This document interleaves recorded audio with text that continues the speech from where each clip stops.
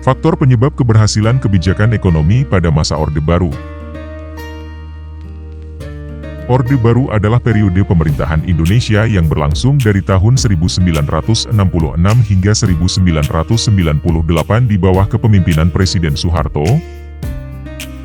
Pada masa ini, Indonesia mengalami pembangunan ekonomi yang pesat dan mencapai pertumbuhan rata-rata sekitar 7% per tahun. Video ini akan membahas faktor-faktor yang menjadi penyebab keberhasilan kebijakan ekonomi pada masa Orde Baru. Lalu di video selanjutnya akan dijelaskan mengapa ekonomi Orde Baru mengalami kemunduran pada akhir periode. Penyebab keberhasilan kebijakan ekonomi pada masa Orde Baru. 1.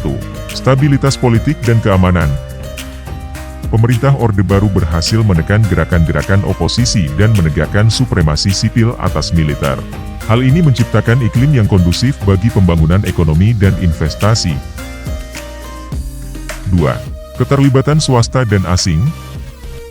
Pemerintah Orde Baru membuka peluang bagi sektor swasta dan asing untuk berpartisipasi dalam pembangunan ekonomi.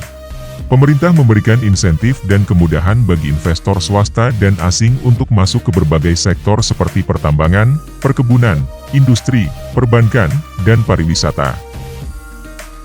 3. Peranan BUMN dan konglomerat. Pemerintah Orde Baru juga memperkuat peranan BUMN dan konglomerat dalam pembangunan ekonomi.